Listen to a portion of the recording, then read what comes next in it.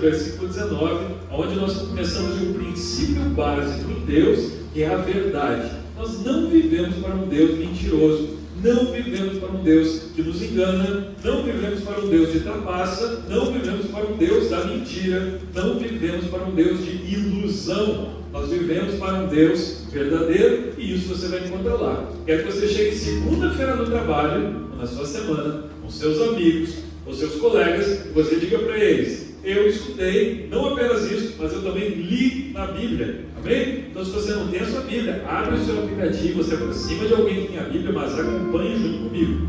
Números capítulo 23, versículo 19. Passa lá, Gênesis, Êxodo, Levítico, e aí vem o livro de Números. Números, capítulo 23, versículo 19, onde nós vamos encontrar uma passagem que fala a respeito do caráter de Deus. Quem é nosso Deus? O que Ele promete? O que Ele fala? Se você encontrou, diga: achei. Então vamos ler, bastante gente deu. Diz assim, Números 23, 19: Deus não é homem para que minta, nem filho do homem para que se arrependa. Ou seja, tudo que Ele faz é sem arrependimento, Ele é perfeito, Ele sabe o que faz. E aí Ele faz duas perguntas: por algum acaso Ele fala e deixa de agir? Não, Ele é um Deus que faz. Ele fala e faz. Segunda pergunta: acaso Ele promete e deixa de cumprir? É uma pergunta retórica. É mais ou menos como se eu dissesse aqui: alguma vez alguém já viu Deus em carne e osso? Não precisa nem responder. Se você quiser, pode fechar sua Bíblia, esse pedaço da Bíblia, para nós entendermos o caráter de Deus. Então existem duas coisas que Deus não fará, que Deus se nega a fazer. Lembre sempre desses dois atributos de Deus, porque ele é muito importante para a contribuição do crescimento da Bíblia, para o livro que nós temos. Ele foi inspirado por Deus e nós precisamos conhecer o Deus a quem nós servimos. Amém? Então, a primeira coisa: Deus não mente. Vou pedir para você repetir: Deus não mente. Nós temos um Deus que é contra a mentira. Ele não mente. Nós temos um Deus que não pode mentir. Nós temos um Deus que, eu prefiro a versão, nós temos um Deus que se nega a mentir. Deus pode todas as coisas, mas uma coisa que é do caráter dele, Ele nunca fará, é mentir. Então as promessas na Bíblia irão se cumprir. As coisas que Ele fala na Bíblia vão acontecer. O que Ele promete para mim e para você irá acontecer. E isso não depende de um pastor, isso depende de Deus. Isso não depende de um irmão que ore muito, isso tem a ver com Deus. Portanto, seja sábio e vá procurar as suas promessas na Bíblia, para você olhar para Deus e dizer: Deus, a sua palavra fala, você não mente, eu quero que aconteça na minha vida. Amém? Firme nas promessas do nosso Jesus. Amém? A segunda coisa que Deus não faz: negar quem Ele é. Deus não nega quem Ele é. Ele é Deus e ponto. Quando eu era criança, eu perguntei para meu pai: pai, quem eram os pais de Deus? Quando eu era pequenininho, criança, aquela curiosidade da criança, aquelas perguntas sem pés nem cabeça. E eu gosto muito da resposta que meu pai me deu. Ela é verdadeira, ela é bíblica, ela é legítima, ela é legal. E eu disse: pai, eu sei que Deus vai existir para sempre, porque Ele é um ser poderoso, Ele é incrível, e isso é um ser infinito, que dura para sempre. Nós, com Deus, também seremos infinitos, mas a gente teve um início. Para ser infinito, você tem que ter um início. E aí foi nesse dia que meu pai, em outras palavras, explodiu minha cabeça, com aquela afirmação. Ele disse: meu filho, eu vou tentar explicar para você que Deus não é infinito, Deus é eterno. Eterno, pai. O que é eterno? Ele é infinito para frente, para o futuro, e Ele é infinito para trás. O tempo não o domina. Eu gosto dessa afirmação, porque a gente percebe na Bíblia e na ciência provas da existência de Deus, e é incrível como isso acontece. Albert Einstein fez um experimento enquanto estudava para descobrir se o universo, se os planetas, se a Lua sempre aconteceram, sempre existiram, ou se eles tiveram um início. Se em algum momento houve alguma coisa que aconteceu e então eles passaram a existir. E fazendo esse experimento, ele se deu conta, porque ele queria, tudo seria mais fácil para Albert Einstein. grande físico teórico, se o universo sempre tivesse existido, se o universo fosse eterno. Então não teria tido um momento de criação, tudo teria sido eterno. E ele percebeu através do seu estudo, da sua pesquisa, que o universo tinha um começo. Ele teve um início, porque as coisas estavam envelhecendo. Quando ele fazia as análises dele, ele via que tudo envelhecia. Eu não estou falando nem sobre isso aqui, mas matéria escura, o espaço, planetas. E aí, quando nós voltamos para o início de tudo isso, então nós entendemos que houve um início. A ciência explica isso como uma teoria do Big Bang. É a teoria mais aceita entre todos os cientistas e físicos, mas ainda assim é uma teoria. Os cientistas chamam de Big Bang, eu como cristão chamo de criação, o momento em que Deus diz, haja luz, explode, os planetas acontecem. E quando tudo isso acontece, a Bíblia ela fala sobre um início, sobre uma criação. E quando a gente olha para isso, o Criador, ou para a ciência, vou falar o jeito que eles falam, aquele que gerou esse tipo de coisa, o que gerou toda essa situação, a ciência não sabe bem como explicar essa parte, mas aquilo que teria gerado a criação não poderia estar limitado às três coisas que aconteceram quando a criação aconteceu. Quando houve o Big Bang, ou como nós chamamos a criação, três coisas passaram a existir: tempo, espaço e matéria. Matéria, todos nós temos. Tempo, todos nós vivemos. Espaço, todos nós conhecemos esse espaço. Então aquele que criou isso não poderia estar preso, dominado pelo tempo, pelo espaço e pela matéria. Então a ciência muito se multiplicou nisso para descobrir isso. Então vamos procurar características em Deus, porque ele não pode ser dominado por nenhuma dessas coisas. E quando a gente vai olhar para Deus, apesar de ser um livro tão antigo, nós encontramos na identidade de Deus que ele não se prende à matéria, ele é espírito, está em todos os lugares, ele não se prende ao espaço, e ele não se prende ao tempo, ele é eterno.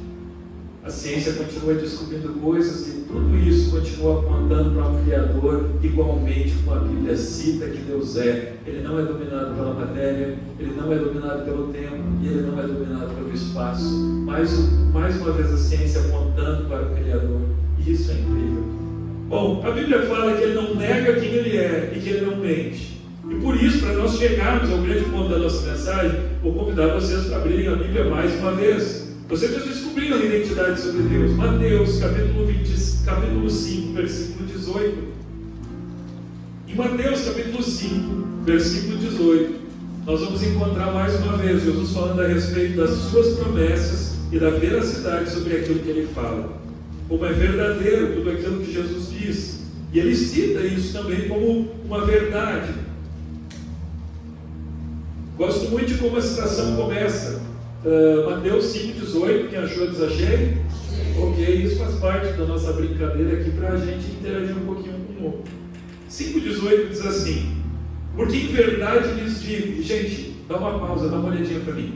Toda vez que você encontrar uma citação de Jesus em que ele diz, porque em verdade lhes digo, ele está tentando deixar muito claro. Imagina Jesus falando com um megafone na boca. Quando ele fala essa pequena citação, porque em verdade lhes digo, não é só ele falando alguma coisa. Essa citação vinha antes de uma palavra que diz assim: eu quero falar algo muito importante, preste muita atenção. A mesma coisa serve para quando Jesus diz antes de uma palavra, quem tem ouvidos para ouvir, ouça.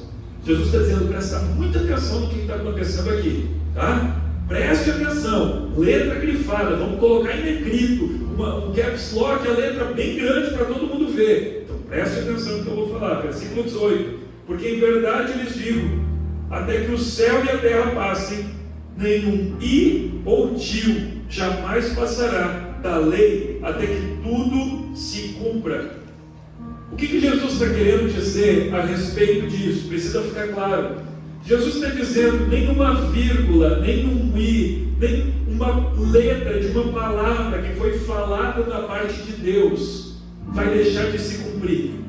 Ou seja, mais uma vez algo sobre o caráter de Deus. Ele é um Deus que se encarrega até mesmo dos pequenos e mínimos detalhes, dos menores dele. Ou seja, cada palavra que está escrita nesse livro, nesses 66 livros, vai se cumprir, é uma promessa de Deus. E já estão se cumprindo e muitos já se cumpriram.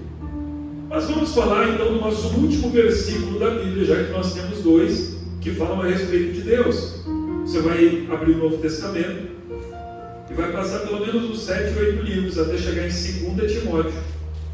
Passa Mateus, Marcos, Lucas, João, Atos, Coríntios, Gálatas, Efésios, Filipenses, Colossenses, Tessalonicenses, e aí vem a carta de 1 Timóteo, e você vai até a segunda carta para Timóteo. Eu tento ajudar você com essa citação, pelo menos os mais provados, para ir virando os livros juntos enquanto eu falo.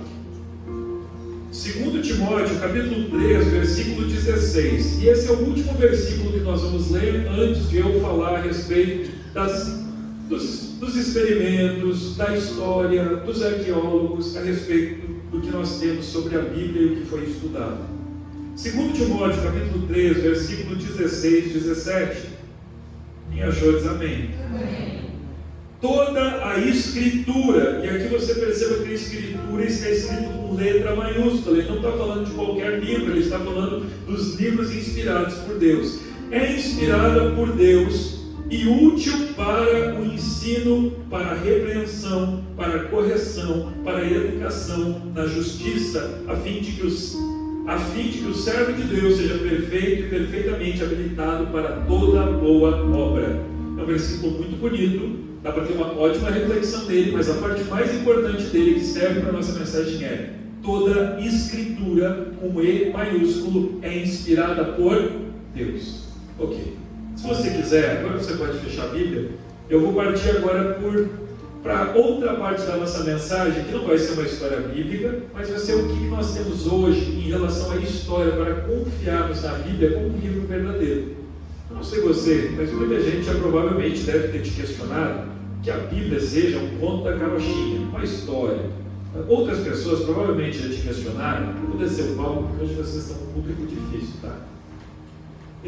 Provavelmente alguém já te questionou também. Na verdade, eu desço só para dar trabalho para a Sara ficar girando esse celular aqui para o lado, e para alguém ficar com medo de que eu vá perguntar um salmo para você decorar de cor. Se eu pedisse hoje o Salmo 23 de cor, que é bem pequenininho, tem 7 versículos, você saberia?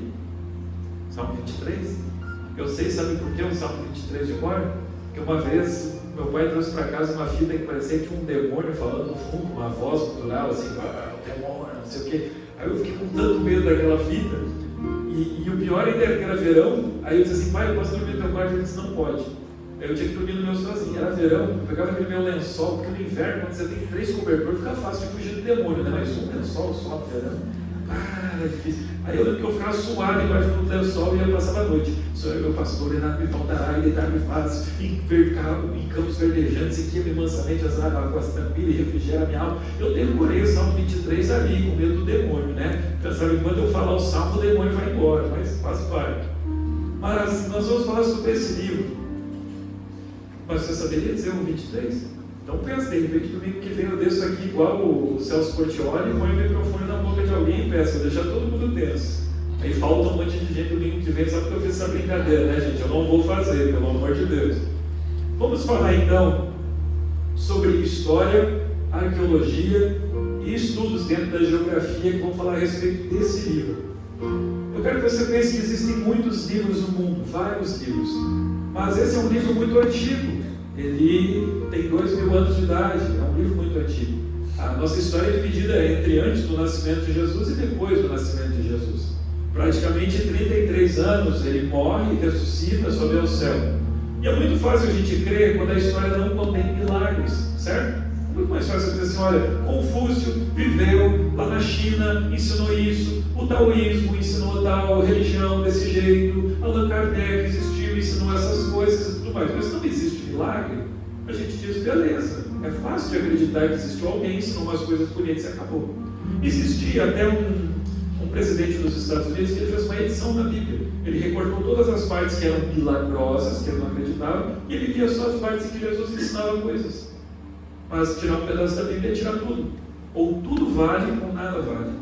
Se uma frase da Bíblia estiver errada, ela não vale mais. Se uma vírgula estiver errada, nada vale mais. Eu vivo desse jeito. Não existe uma contradição dentro desse livro. Podem existir dificuldades bíblicas, mas contradição não. Eu vou explicar para você. De repente um colega já disse para você assim: isso aqui é um telefone sem fio. Alguém foi falando uma coisa, o outro foi adicionando outra, e aí o ciclano escreveu mais uma, depois veio outro, e parece muito normal, parece que faz sentido, porque a gente não lembra direito às vezes das situações. Por que as pessoas que não tinham nem um Facebook, não tinham um laptop para escrever, por que eu tenho que acreditar neles? Por que faz sentido? Pessoal, quando eu trago esse tipo de mensagem, é porque existe uma diferença muito grande entre pessoas que têm uma crendice e pessoas que têm uma fé. A pessoa que tem uma crendice, ela acredita independente dela entender. Mas uma pessoa que tem fé, ela acredita porque faz sentido. E apesar de tantos milagres, eu incentivo você a ser uma pessoa que pesquisa, vai atrás, questiona, para que você seja uma pessoa que tem fé. Não só a crendice, que diz, bom, eu não entendo, mas acredito igual. Nós precisamos compreender, buscar conhecimento. Por que assim o pastor acredita tanto na Bíblia? Então vamos aos fatos, porque eu ainda deve ter o quê? 10 minutinhos. Mas vai ser o suficiente para eu explicar tudo que me faz acreditar nesse livro como o livro antigo desse mundo e o mais confiável em questão daquilo que foi copiado. Pastor, a gente tem o livro original da Bíblia que foi escrito? Não temos. Pastor, qual é o ano mais antigo que existe uma Bíblia completa do Velho Testamento e do Novo Testamento? 365 anos depois de Cristo. Essa é a Bíblia mais velha que tem o Velho Testamento e o Novo inteirinho, todo, assim, tipo essa aqui que eu tenho, a Bíblia mais velha que existe. Então a Bíblia mais velha que existe é 365 anos depois que Cristo nasceu. Ah, pastor, parece bastante tempo todo escrito. Mas a gente não tem só uma. Eu vou explicar de outra maneira para você. Dos livros antigos, por exemplo, na faculdade, provavelmente você já ouviu falar sobre Platão, Aristóteles, Erasto, Plínio, Tácito. Todos eles são filósofos, pensadores muito grandes, e todos eles são ensinados na faculdade como uma verdade absoluta, ninguém nem questiona. Você sabe quantas cópias tem escritas dessas pessoas? Cópia escrita, não é nem original, são cópias de muitos e muitos anos depois, normalmente mais de 500 anos depois, mais de 500 depois que essa pessoa morreu, anos depois, não é original, são cópias das cópias, assim como a Bíblia. Mas você sabe quantas cópias tem, por exemplo, sobre Platão, Aristóteles, Tácito, Plínio, todos esses grandes pensadores que na faculdade nem se pensa em refutar? Sabe quantas? No máximo 13, 7, 5, 2, 3, e ninguém questiona. São citadas como verdades absolutas. E aí eles comparam uma com a outra e dizem, olha, aqui tem 7 cópias, então vamos ler. Vou dar um exemplo para vocês de como eles comparam para ver se tem um erro ou não. Esse aqui está escrito, tudo posso naquele que me fortalece, mas falta a letra aí no final. Aí ele pega outra cópia e ele lê que também está escrito, tudo posso naquele que me fortalece, mas falta o C. Essa frase é praticamente a mesma. Outro vai lá e diz, tudo posso naquele que me fortalece, mas esse aqui faltou o ponto final. Então ele compara uma com a outra e ele percebe que a mensagem é praticamente a mesma, você ia ter a mesma clareza, certo? Então, quanto mais cópias nós tivermos, mais a gente pode comparar se um está inventando e o outro não, ou se é tudo igual, certo? Vamos dizer assim, eu escrevi uma Bíblia, copiei a Bíblia, o Gilvan escreveu uma Bíblia, copiou a Bíblia na época. Quanto mais cópia eu tenho para comparar, mais chance eu tenho de ter o escrito original correto. Então, esses homens que ensinam na faculdade, como eu citei mais uma vez Aristóteles, Platão, Plínio, Tácito, Heródoto, todos esses, você compara 7 cópias e diz, não, verdadeiro, existiu, está aqui os seus ensinamentos, vamos ensinar para todo mundo. Você sabe quantas cópias nós temos de pedaços, fragmentos, Bíblias inteiras da Bíblia Sagrada? 5.700. Sem falar das outras, isso só em grego. Sem falar das outras 9.000 que também copta, siríaco, árabe, entre outras línguas faladas na época. Nós temos um grau hoje, quando você junta todas essas cópias, você tem um grau de 98,3% de igualdade entre todas elas. Pastor, e esse percentual de praticamente 1%, quase 2% que sobra? Quando você compara as escrituras, por exemplo, como com a Bíblia hindu, a nossa comparação de grau de pureza, que vem lá de trás até aqui na frente exatamente igual, se torna 99,5%. E esse 0,5% é a falta de um ponto, é a falta de uma vírgula. De todas essas citações, que são mais de 400, nenhuma afeta uma frase que Jesus tenha dito, por exemplo, eu sou o caminho, a verdade e a vida, ou alguma coisa que tenha relação com a nossa fé. É como se fosse a diferença entre eu dizer para frente e eu dizer avante. É a diferença entre eu dizer para cima e dizer eleve-se. São citações tão semelhantes que não fazem sentido que as pessoas colocam isso como um erro bíblico, uma dificuldade bíblica. Ou eu serei transformado, ou eu transcenderei aquilo que Deus quer. Então nós temos praticamente 15 mil cópias da Bíblia, elas têm um grau de 99,5% quando eles fazem toda essa comparação. Mas pastor, será que não se tornou uma lenda? A Bíblia, a maior que tem, é de 365 anos depois, né? Completa, sem pedacinhos, porque os pedaços são bem mais velhos do que isso. Vamos aos livros bíblicos para a gente conseguir voltar então. Pastor, será que não é mais cedo? Foi mais cedo que esses livros foram escritos. Deixa eu contar para você, será que Jesus existiu? Porque foi escrito, porque essa Bíblia completa a gente tem tempo depois, mas a gente tem livros que datam mais cedo do que isso. Pastor, quanto tempo? Pouquíssimo tempo. Eu quero que você imagine junto comigo. Jesus nasce, eu quero que você imagine isso, tá? Você está na época de Jesus nasceu.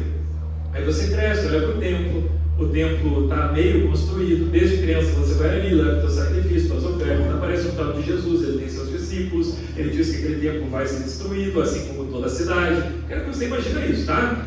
Isso é horror, porque aquele templo é o lugar mais importante do mundo, é o centro de toda a civilização do judeu, é o lugar mais importante de todo o mundo, é a coisa mais importante para o país, é aquele templo. E Jesus diz que ele vai ser destruído. Você escreve no seu livro, acompanhando a história de Jesus, passo a passo, você conta os seus milagres, você conta todas as histórias, você até fala que ele promete que aquele templo vai ser destruído, e quando você termina de escrever a história, você não conta que foi destruído. Me parece que esse livro foi escrito antes do templo ser destruído. Todos os outros evangelhos escritos também terminam com esse templo em pé. Pastor, mas então significa que os livros bíblicos, o Novo Testamento foi escrito no mínimo 70 anos antes, 70 anos depois de Cristo, antes da destruição de Israel.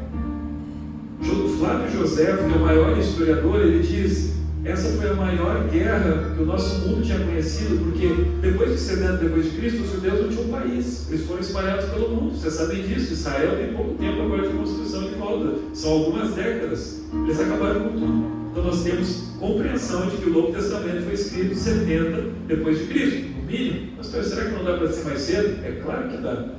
Paulo morre em 62 depois de Cristo, e ele escreve as suas cartas. Quando ele escreve todas as cartas, ele cita o Novo Testamento de Jesus. Como é que ele podia citar se não tivesse sido escrito antes? Então aqui nós temos que, se Paulo morrer em 62, o Evangelho tem que ser escrito muito antes de Atos dos Apóstolos, por exemplo. E quando a gente reúne todas essas informações, a gente vai ter uma ideia de que o Novo Testamento foi no máximo escrito cerca de 15 anos depois que Jesus morreu.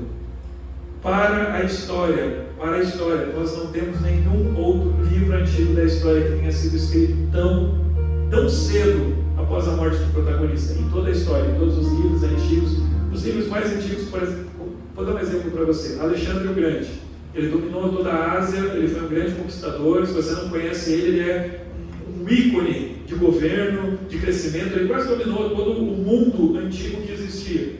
A primeira história que vai falar a respeito dele, a primeira vez que alguém decide assim, quer saber, vamos falar sobre Alexandre o Grande, é 500 anos depois que ele morreu.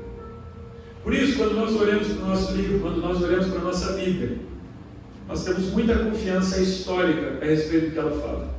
Nós já sabemos que quando nós botamos em prática, Jesus fala das coisas, isso é o mais importante. Quando nós colocamos ela em prática, as coisas realmente acontecem. O que ele fala continua até hoje. As coisas não foram mudadas pelo que está falando aqui. Essa palavra, apesar de ser tão antiga, ela é cheia e complexa de pontos importantes onde as pessoas dizem até a altura que o rio tinha. Você vai lá visitar hoje, realmente tinha. Fala sobre as pessoas na época que deveriam ser consultadas para falar a respeito do ministério de Jesus. Quando Paulo está na prisão, ele diz assim: eu quero que vocês vão a Israel, vão até essa cidade e falem com essas pessoas porque elas sabem sobre Jesus.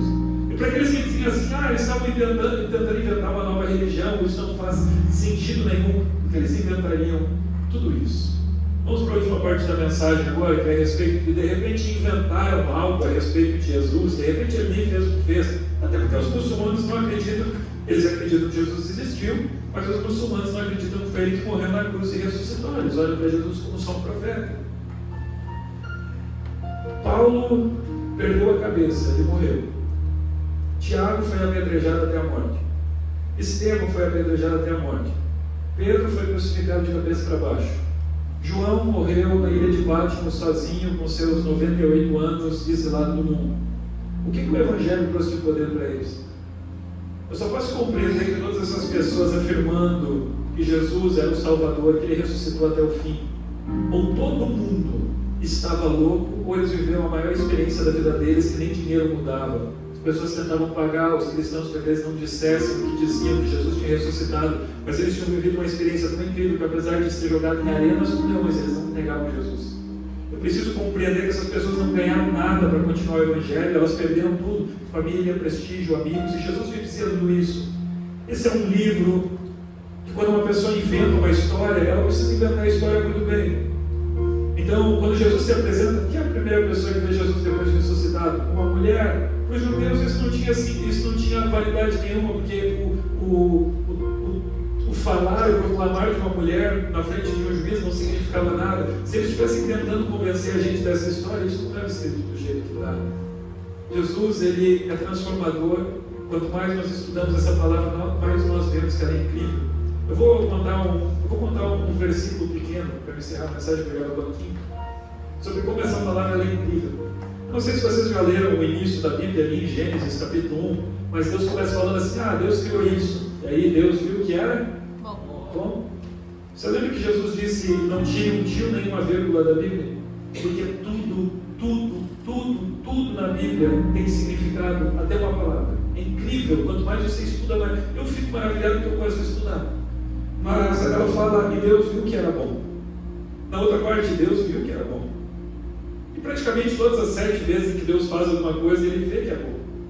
Mas, quando nós compreendemos o início da Bíblia, nós sabemos que houve uma rebelião com Satanás, que os seus anjos caídos foram enviados para a terra, e que, assim como os porcos foram para o abismo, eles se jogaram na água. Então, depois de todo esse juizado, os anjos caídos ficaram nas potestades do mar, como diz a Bíblia, é o que a Bíblia diz, e os demônios, sua morada, foram as águas. Não estou falando nada, não é para assustar ninguém, pastor, não foi no mar, não é esse negócio, só para explicar um versículo sem tabus aqui, tá? Eu vou para a praia, todo mundo, não é um problema. Mas o único versículo em que não está escrito assim, que Deus viu que era bom, é quando Ele faz separação entre o ar e as águas. Por que será, pastor? Porque ali não tinha nada bom. O ar estava cheio de anjos caídos, as águas estavam cheias de demônios, não tinha nada para Deus ver que é bom. Até essa citação da Bíblia única, pequena, tão infame parece, até ela é importante. Porque se um escriba tivesse dito: opa, faltou um viu que era bom aqui, já não faria mais sentido. A Bíblia é incrível. E cada vez que eu leio ela, eu vejo como Deus projetou ela nos mínimos detalhes. Ela não se contradiz uma vez. Vou encerrar. Que horas são, pastor? Não quero botar muito tarde o pessoal para casa. Sara, que horas são? Isso. 20? Legal, não deu nem 1h30 de culto ainda. Posso contar mais uma? Sim. Bom, esqueci, eu ia contar agora. Legal, estou preocupado com o horário e esqueci. Quando a gente olha para essas dificuldades bíblicas pequenas, a gente percebe como Deus foi cuidadoso em cada detalhe da Bíblia naquilo que Ele escreve. Ele diz: não tire um tio, nem uma vírgula, algumas traduções vão dizer um tio, nem um Y, ou seja, nenhuma letra que não importa para nada, porque tudo isso tem um significado incrível para Deus. Quando Ele faz a criação dessa maneira, nós enxergamos um Deus criador, poderoso, que faz todas as coisas. Nós enxergamos Deus na Bíblia, em cada pedacinho dela. E dentro desses 66 livros que a Bíblia tem, nós não temos nenhuma dificuldade. Todos eles são harmônicos, nenhum se contradiz. Nenhum se contradiz. Foram escritos durante 1400 anos e nenhum se contradiz. Mas qual foram para a Bíblia? Por que esses foram para a Bíblia e outros não? Se você estudar profundamente, for um crítico textual, você vai ver que não é qualquer livro que pode entrar na Bíblia. Dá para entrar mais livros? Não dá. Por que só foram esses? Primeiro, a Bíblia diz que só podia escrever apóstolos, reis e, no caso, profetas, né? Só essas pessoas poderiam escrever. E essas pessoas precisariam escrever de forma inspirada por Deus, que fosse harmônico. Eles escreveram. E por que esse livro foi para a Bíblia? Porque milagres acompanharam. Milagres eram o que dava como se fosse um carimbo para que o livro fosse para a Bíblia. Então, toda vez que Jesus faz milagres, é para que o Novo Testamento ele aconteça. Cada livro, ele acompanha milagres. Sem esses milagres, não se tornava um livro. Então, é como se Deus dissesse: eu aprovo esse livro. Tudo que está indo é minha mão. E aí que vem a grande dúvida: pastor, a Igreja Católica tem uns 7 livros a mais. Eu não confio nesses livros. Pastor, por quê? Vamos de novo para a história. Você sabe que a partir de uns 300 anos depois de Cristo, a Igreja Católica Apostólica Romana, para quem não sabe, somos todos católicos apostólicos, tá? Católico significa uma igreja universal do mundo, que seja do planeta Terra. Somos essa igreja. Apostólico significa a igreja que veio através dos apóstolos. Todos nós somos essa igreja. Nosso problema é com a romana, porque ela inventou coisas que não estavam inicialmente na Bíblia. O que aconteceu? A Igreja Católica, na sua expansão, quando ela foi evangelizar povos diferentes, celtas, vikings, seja lá o que ela foi evangelizar, ela começou a levar a imagem de escultura junto, o batismo dos bebês, que você confessava com o padre, você era perdoado, ele absolvia seus pecados, e nada disso nós encontrávamos na Bíblia. Então, 700 anos depois de inventarem todas essas coisas novas, eles foram procurar livros que dissessem que tudo isso estava ok. E aí pegaram esses livros 700 anos depois e colocaram na Bíblia para dizer: olha, o que a gente faz está certo, está tudo legal. Mas esses livros deuterocanônicos, nenhum deles parte da mesma harmonia. Por exemplo, um desses livros deuterocanônicos vai dizer que Deus se arrepende. A gente acabou de ler aqui na Bíblia que Deus não é homem para que minta, nem filho do homem para que se arrependa. Nós não temos um Deus que se arrepende. Amém? Então, nessas dificuldades bíblicas, a gente acha uma dificuldade. O que me parece aqui, eles inventaram um monte de regras e disseram: a gente precisa manter, vamos procurar um livro que dê vazão para isso, que nem estava escrito na Bíblia, que nem foi escrito por um apóstolo. Os livros que nós temos foram escritos por Paulo, o apóstolo, 2/3 do Novo Testamento é por ele, João, Tiago, irmão de Jesus, e por Mateus, Marcos, Lucas e João, que são nossa história sobre a vida de Jesus, que acompanham os milagres. Amém? Então, por isso nós cremos na Bíblia dessa maneira e por isso nós temos tanta confiança. Gente, com muito orgulho, você pode dizer que historicamente, arqueologicamente, esse é o livro mais confiável do mundo antigo. Amém? É o que mais tem cópias, gente. São 14 mil cópias para você olhar e dizer: olha só, todo mundo escreveu igual, né? Mesmo em outras línguas. É um livro que foi escrito logo depois. Para se tornar uma lenda ou um telefone sem fio, precisa passar mais de 500 anos, que é o caso de Alexandre o Grande. E esse livro, 25 anos depois no mínimo. Então a gente tem fatos históricos, a gente tem uma arqueologia muito abrangente, citando a Bíblia e tudo que aqui dentro está. Amém? Pastor, mas que milagre, isso e aquilo. Caminha com Deus, você vai ver os milagres de Deus acontecendo na sua vida.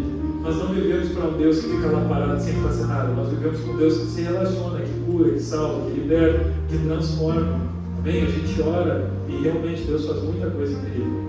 Eu sei que a mensagem de hoje é um pouco muito mais estudiosa e menos pentecostal, tá bom? Mas ela é importante para te dar confiança. Porque a gente não acredita no livro só porque crê, porque o pastor disse, porque um amigo falou que era. Não, realmente é um livro confiável. Amém? E não há outro livro tão confiável, com tantas cópias, ou escrito tão cedo como esse livro em toda a história. Amém? Amém. E olha que foi perseguido, né? 200 depois de Cristo mandaram queimar tudo que podia a respeito desse livro, mesmo assim sobreviveu. Amém? Glória a Deus por isso. Eu quero fazer orações. Quero fazer orações hoje.